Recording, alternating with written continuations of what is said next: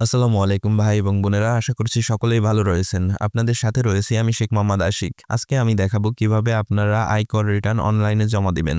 আপনারা যারা বিভিন্ন সময়ে বিভিন্ন কাজের জন্য টিন সার্টিফিকেট তৈরি করেছেন তাদের কিন্তু আয়কর রিটার্ন জমা দেওয়া বাধ্যতামূলক করে দিয়েছে। অর্থাৎ যাদের টিন সার্টিফিকেট রয়েছে তাদের সকলেরই অনলাইনের মাধ্যমে রিটার্ন সাবমিট করতে হবে।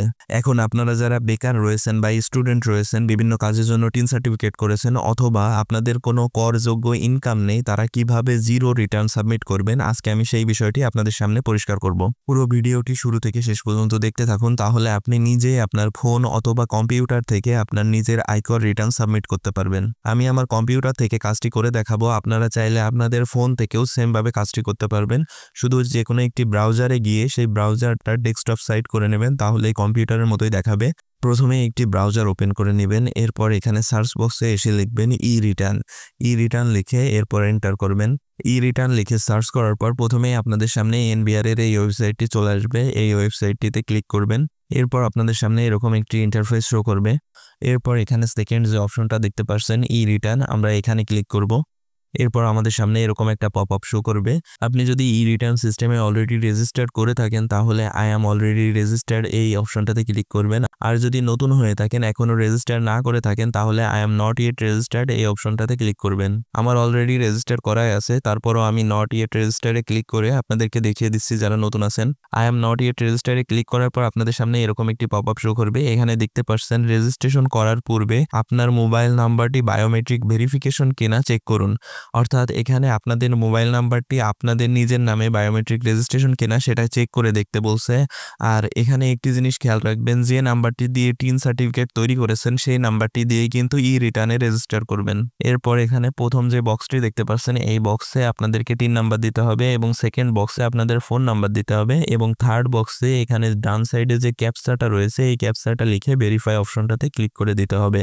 ভেরিফাই অপশনে ক্লিক করার পর আপনাদেরকে পরের পেজে নিয়ে যাবে এবং সেখানে আপনাদের ফোন নাম্বারে একটি ওটিপি আসবে, সেই ওটিপিটা ওখানে দিতে হবে এবং আপনাদেরকে একটি পাসওয়ার্ড সেট করে নিতে হবে। পাসওয়ার্ড সেট করার পর এরপর রিসে রেজিস্টার অপশন থাকবে, ওখানে ক্লিক করে রেজিস্টার করে নেবেন।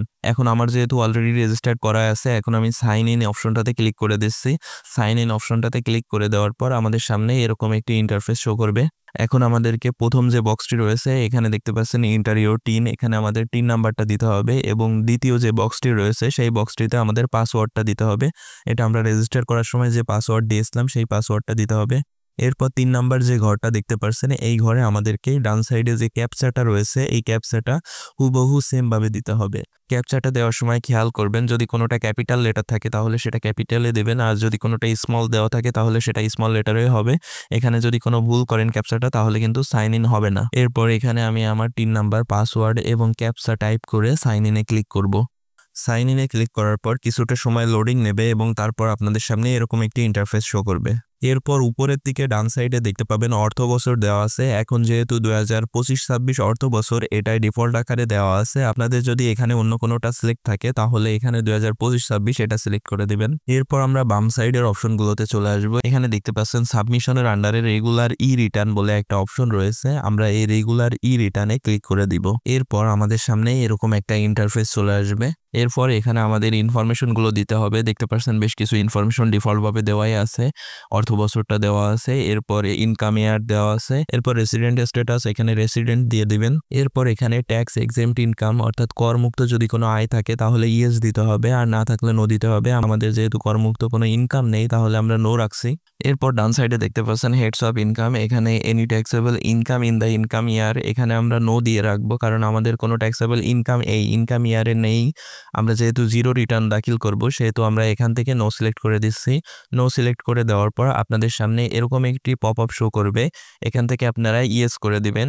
এখানে নো সিলেক্ট করে দেওয়ার পর দেখতে পাচ্ছেন ইনকামের যে অপশনগুলো ছিল সবগুলো কিন্তু ডিসেবল হয়ে গেছে। এরপর আমরা সেভ অ্যান্ড কন্টিনিউ এই অপশনটাতে ক্লিক করে দিয়ে পরের পৃষ্ঠায় চলে আসবো। সেকেন্ড পৃষ্ঠায় দেখতে পাচ্ছেন আইটি 10B রিকোয়ারমেন্টের আন্ডারে যেগুলো রয়েছে এগুলো ফিল আপ করতে হবে। আপনার মোট সম্পত্তির পরিমাণ যদি 50 লক্ষ টাকার অধিক হয়ে থাকে তাহলে ইয়েস দিতে হবে, কোনো মোটর কার থাকলে সেটা ইয়েস দিতে হবে, কোনো আদার্স প্রপার্টি থাকলে সেটাতে ইয়েস দিতে হবে, কোনো কোম্পানির শেয়ার থাকলে সেটাতে ইয়েস দিতে হবে, সিটি কর্পোরেশনের আন্ডারে কোনো হাউস বা প্রপার্টি থাকলে সেটা ইয়েস দিতে হবে। আমাদের এখানে কোনোটিই নেই তাই আমরা সবগুলো নো রাখলাম। এরপর সবথেকে নিচে যে অপশনটি দেখতে পাচ্ছেন ID 10B may not be mandatory, এই অপশনটা আমরা ইয়েস রেখে এরপর সেভ অ্যান্ড কন্টিনিউতে ক্লিক করব। এরপর আমাদের সামনে এক্সপেন্ডিচার পেজটি ওপেন হবে। এই পৃষ্ঠায় আমাকে এই অর্থ বছরের মোট খরচের হিসাবটা দিতে হবে। দেখতে পাচ্ছেন এখানে ID 10BB is not mandatory for you, still want to submit yes or no. এখানে যদি আমি নো দিই তাহলে আমার মোট খরচটা আমি একসাথে করে লিখে দিতে পারবো, আর যদি আমি ইয়েস দিই তাহলে আমাকে আলাদা আলাদাভাবে দেখিয়ে দিতে হবে আমি কোন খাতে কত টাকা ব্যয় করেছি। এখানে আমি ইয়েস দিয়ে দেখিয়ে দেব যে আমি কোন খাতে কত টাকা ব্যয় করেছি। আপনারা চাইলে এখানে নোতে ক্লিক করে মোট অর্থ বছরের ব্যয়টা একসাথে করে দিয়ে দিতে পারেন। আমি চাই এখানে আলাদা আলাদাভাবে আমার কোন খাতে কত টাকা ব্যয় হয়েছে সেটা দেখিয়ে দিতে। আমার মতে এটা দেখিয়ে দেওয়াই উত্তম। এরপর আমি এখান থেকে ইএসএ ক্লিক করলাম। ইএসএ ক্লিক করার পর দেখতে পাচ্ছেন এখানে পার্টিকুলারলি আলাদা আলাদা করে সব খাতগুলো এখানে শো করছে। প্রথমে দেখতে পাচ্ছেন এখানে আমার খাবার এবং পোশাক আশাক বা এই টাইপের অন্যান্য সমস্ত খরচের হিসাবটা এখানে দিতে বলছে। আমি টোটাল 12 মাসের হিসাবটা এখানে দিয়ে দিয়েছি 72,000 টাকা। এরপর 2 নম্বরে আছে অ্যাকোমোডেশন এক্সপেন্স অর্থাৎ বাসা ভাড়া। আপনার বাসা ভাড়া বাবদ যদি কোনো ব্যয় থেকে থাকে তাহলে সেটা আপনি এখানে দেখাতে পারেন। আমার বাসা ভাড়া বাবদ কোনো ব্যয় নেই, তাই আমি এই ঘরটা ফাঁকা রাখছি। এরপর দেখতে পাচ্ছেন অটো অ্যান্ড ট্রান্সপোর্টেশন এক্সপেন্স। এখানে আপনার ড্রাইভারের স্যালারি, ফুয়েল অ্যান্ড মেইনটেনেন্স কস্টটা দিতে হবে। এখানে আপনার গাড়ি না থাকলে, ড্রাইভার না থাকলে এগুলো দেওয়ার দরকার নাই। এরপর আদার্স এখানে ট্রান্সপোর্টেশন কস্টটা এখানে দিয়ে দিতে পারেন, যেটা আপনার যাতায়াতে বিভিন্ন জায়গায় খরচ হয় সেটা দিতে পারেন। আর যদি দিতে না চান তাহলে দরকার নাই, আমি এখানে ফাঁকা রাখছি। এরপর আসছে house hold and utility expense. এখানে আপনার গৃহস্থলী সম্পর্কিত যত ব্যয় আছে সেগুলো দেখাতে হবে। এখানে আমি ইলেকট্রিক বিলটা দেখিয়েছি 12,000 টাকা, মাসে 1,000 টাকা করে। এখানে গ্যাস বিলটা দেখিয়েছি 6,000 টাকা। এরপর আমার ইন্টারনেট ফোন কস্ট দেখিয়েছি 8,400 টাকা। এখানে আপনারা আপনাদের যে কস্টটা রয়েছে আপনাদের হাউস হোল্ড এবং ইউটিলিটি এক্সপেন্স যেটা রয়েছে সেটা আপনারা এখানে দিয়ে দিবেন। এরপর আসছে এডুকেশন এক্সপেন্স। এখানে আপনি যদি স্টুডেন্ট হয়ে থাকেন তাহলে আপনার পড়াশোনা বাবদ এই অর্থ বছরে যে ব্যয়টা হয়েছে সেটা এখানে দিয়ে দিবেন। এরপর festival and others special expense. এখানে আপনার জন্মদিন, বিবাহবার্ষিকী, ঈদ, পূজা যে সমস্ত খরচ হয় সেই সমস্ত খরচের হিসাবটা এখানে দিয়ে দিবেন। আমার জন্মদিন, বিবাহবার্ষিকী বা অন্য কোনো ফেস্টিভ্যালে তেমন খরচ থাকে না, তাই আমি এগুলো ফাঁকা রেখেছি। এরপর আসছে এনি আদার্স এক্সপেন্স। এখানে যদি আপনার অন্যান্য কোনো খরচ থেকে থাকে, মানে আনুষঙ্গিক যে কোনো খরচ, সেগুলো আপনারা এখানে দিয়ে দিতে পারেন।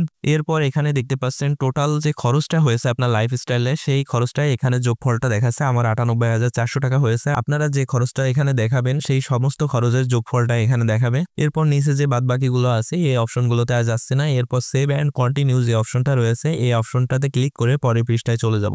এখন আমাদের সামনে অ্যাসেটস অ্যান্ড লায়াবিলিটিস পেজটি ওপেন হয়েছে। এখানে আপনাদের যদি কোনো অ্যাসেটস থেকে থাকে তাহলে সেটা টিক মার্ক দিয়ে দেবেন। এখানে বিভিন্ন ধরনের অ্যাসেটস এর কথা বলা হয়েছে, যেমন বিজনেস, ক্যাপিটাল, নন এগ্রিকালচার প্রপার্টি, এগ্রিকালচার প্রপার্টি, বাংলাদেশের বাইরের কোনো assets, gold, diamond, motor car, বিভিন্ন ধরনের অ্যাসেটস এর কথা বলা হয়েছে। আপনাদের যেটি থাকবে সেটিতে টিক মার্ক দিয়ে দেবেন। যদি না থাকে টিক মার্ক দেওয়ার দরকার নেই, জাস্ট এটা অফ করে রাখবেন। সেম ভাবে যদি কোনো লায়াবিলিটিস থেকে থাকে তাহলে সেটা দেখিয়ে দিবেন, কোনো লোন থাকলে সেটা দেখিয়ে দিবেন, আর যদি না থাকে তাহলে এটাতে কোনো টিক দেওয়ার দরকার নাই। এরপর এখানে আদার্স আউটফ্লো নামে একটি অপশন দেখতে পাচ্ছেন। এখানে অ্যানুয়াল লিভিং এক্সপেন্সটা দেখাচ্ছে। এরপর যদি আপনার কোনো লস থাকে, কোনো জরিমানা থাকে বা আদার্স কোনো এক্সপেন্স থাকে তাহলে সেটা এখানে দেখিয়ে দিবেন।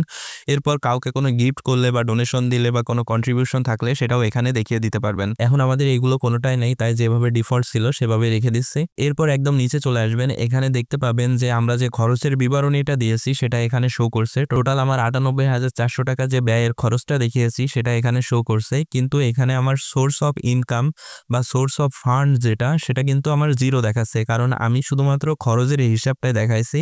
এখন আমি যে খরচটা করলাম এই খরচটা কোথা থেকে করলাম, এই টাকাটা কোথায় পেলাম, সেই খরচের ফান্ডটা বা সোর্স অফ ইনকামটা বা সোর্স অফ ফান্ডটা আমাকে এখানে দেখাই দিতে হবে। এখানে শুধুমাত্র খরচের হিসাবটা দেখানোর জন্য দেখতে পাচ্ছেন নিচে যে ডিফারেন্স অপশনটা রয়েছে এখানে 98,400 টাকা মাইনাস হয়ে রয়েছে, অর্থাৎ আমার শুধুমাত্র ব্যয় আছে, আয় নেই। এখন আমাকে আয়টাও দেখাতে হবে যে এই 98,400 টাকা আমি কোথা থেকে আয় করেছি বা কোথা থেকে পেয়েছি সেটা দেখিয়ে দিলে এখানে ডিফারেন্সটা জিরো হয়ে যাবে। আমাদেরকে ডিফারেন্সটা জিরো করে নিতে হবে। এরপর আমাদেরকে একটু উপরে চলে যেতে হবে। এখানে দেখতে পাচ্ছেন সোর্স অফ ফান্ড বলে একটা অপশন রয়েছে। এই সোর্স অফ ফান্ডের আন্ডারে আমাদেরকে আমাদের ইনকামটা দেখিয়ে দিতে হবে যে আমরা এই টাকাগুলো কোথা থেকে পেয়েছি, যে টাকাগুলো আমরা ব্যয় করেছি। এর জন্য আমরা আদার রিসিপ্ট এই অপশনটাতে ক্লিক করব। এরপর আমাদের সামনে এরকম একটা টেবিল চলে আসবে। এরপর এখানে পার্টিকুলার যে বক্সটা রয়েছে এখানে আমি আমার সোর্স অফ ইনকামটা দিয়ে দিচ্ছি। আমি টিউশন থেকে ইনকাম করেছি, তাই আমি এখানে লিখে দিলাম ইনকাম ফ্রম টিউশন। আপনারা যে সোর্স থেকে ইনকাম করবেন বা যে মাধ্যম থেকে ইনকাম করবেন বা যে মাধ্যম থেকে টাকাটা আপনি পাবেন সেই মাধ্যমের নামটা এখানে উল্লেখ করে দিবেন অবশ্যই। এরপর আমি রেফারেন্সে নীল দিয়ে দিলাম এবং অ্যামাউন্ট দিয়ে দিলাম ৮০,০০০ টাকা, অর্থাৎ আমি ১ বছরে টিউশন থেকে ৮০,০০০ টাকা ইনকাম করেছি, সেটা আমি এখানে সোর্স অফ ইনকামে দিয়ে দিলাম। দেখতে পাচ্ছেন এখন কিন্তু আমার এখানে ডিফারেন্সটা রয়েছে -১৮,৪০০ টাকা, মানে ৮০,০০০ টাকার সোর্স আমি কিন্তু দেখিয়ে দিয়েছি। আমাকে ১৮,৪০০ টাকার সোর্স দেখাতে হবে। এরপর আমি অ্যাড অপশনটাতে ক্লিক করলাম। দেখতে পাচ্ছেন এখানে ২ নম্বর একটি বক্স চলে এসেছে। এখানে আমি আমার ১৮,৪০০ টাকা যে সোর্স থেকে পেয়েছি সেই সোর্সটা লিখে দেব। আমি এখানে আমার বাবার থেকে ১৮,৪০০ টাকা নিয়েছি, তাই আমি লিখে দিলাম গিফট ফ্রম ফাদার। আপনারা যে সোর্স থেকে যে ইনকামটা পাবেন বা করবেন সেই সোর্সটা এখানে উল্লেখ করে দিবেন। এরপর আমি রেফারেন্সে নীল লিখে দিলাম এবং টাকার পরিমাণ বা অ্যামাউন্ট যেটা সেটা আমি ১৮,৪০০ টাকা লিখে দিচ্ছি। এখন আমি ৯৮,৪০০ টাকা যে খরচ করেছি সেই টাকাটা যে কোথা থেকে পেয়েছি সেটা কিন্তু আমি দেখিয়ে দিয়েছি। দেখতে পাচ্ছেন এখন আমার ডিফারেন্স 0 হয়ে গেছে। আপনারা যখন আপনাদের যে পরিমাণ ব্যয় হয়েছে সেই আয়ের সোর্সটা দেখিয়ে দিবেন তখন আপনাদের এখানে ডিফারেন্সে 0 চলে আসবে। ডিফারেন্স 0 হয়ে যাওয়ার পর আমরা সেভ অ্যান্ড কন্টিনিউ এই অপশনটাতে আবার ক্লিক করে দিব। এরপর আমাদের সামনে ট্যাক্স অ্যান্ড পেমেন্টের এই পেজটি ওপেন হবে। এরপর আপনারা এই পেজটার একদম নিচের দিকে চলে আসবেন। যেহেতু আমাদের ইনকামটা করযোগ্য ইনকামের মধ্যে পড়ে না, তাই আমাদের সবকিছু কিন্তু 0 আসছে, দেখতে পাচ্ছেন। এখন আমাদেরকে প্রসিড টু অনলাইন রিটার্ন এই অপশনটাতে ক্লিক করে দিতে হবে। প্রসিড টু অনলাইন রিটার্নে ক্লিক করার পর আপনাদের সামনে এরকম একটি ফর্ম চলে আসবে। এই ফর্মে আপনাদের টিন নাম্বার, এনআইডি নাম্বার সহ যাবতীয় ইনফরমেশন থাকবে এবং যে আয় ব্যয়ের হিসেব দিয়েছি সমস্ত কিছু এই ফর্মের মধ্যে থাকবে। আপনারা ফর্মটা একটু উপর থেকে নিচ পর্যন্ত সম্পূর্ণ দেখবেন যে কোথাও কোনো ভুল হয়েছে কিনা। এরপর যদি কোথাও ভুল পেয়ে থাকেন তাহলে ব্যাকে এসে সেটা কারেকশন করে নেবেন, আর যদি সবকিছু ঠিকঠাক থেকে থাকে তাহলে এই পেজের একদম নিচে চলে আসবেন এবং সাবমিট রিটার্ন এই অপশনটাতে ক্লিক করে দিবেন। সাবমিট রিটার্নে ক্লিক করার পর এরকম একটি ওয়ার্নিং শো করবে, do you want to submit return. এখানে আপনারা ইয়েস ক্লিক করে দিবেন। ইয়েস ক্লিক করলে আপনাদের রিটার্ন কিন্তু সাবমিট হয়ে যাবে। এরপর আপনাদের সামনে এরকম একটি ইন্টারফেস শো করবে যেখানে আপনাদের নাম থাকবে এবং লেখা থাকবে congratulation, your return submit was successful. এরপর ডান সাইডে একটি রেফারেন্স নাম্বার শো করবে। এরপর নিচে দেখতে পাবেন want to view or download acknowledgement receive. এখানে ক্লিক করে আপনারা কিন্তু অ্যাকনোলেজমেন্ট রিসিপ্টটা ডাউনলোড করে নিতে পারবেন। এখন আমি অ্যাকনোলেজমেন্ট রিসিপ্টটা ডাউনলোড করব, তাই এখানে ক্লিক করে দিলাম। দেখতে পাচ্ছেন এখানে আমার অ্যাকনোলেজমেন্ট রিসিপ্ট বা আয়কর রিটার্ন প্রাপ্তি স্বীকারপত্র বা প্রত্যয়নপত্র সেটি কিন্তু এখানে শো করছে। এটা আপনারা ডাউনলোড করে রেখে দেবেন। নিচে দেখতে পাচ্ছেন এখানে ডাউনলোড অপশন আসছে। এখানে ক্লিক করলে আপনার এটা ডাউনলোড হয়ে যাবে। ডাউনলোড করে পিডিএফ আকারে সেভ করে রাখতে পারেন অথবা প্রিন্ট করে রেখে দিতে পারেন।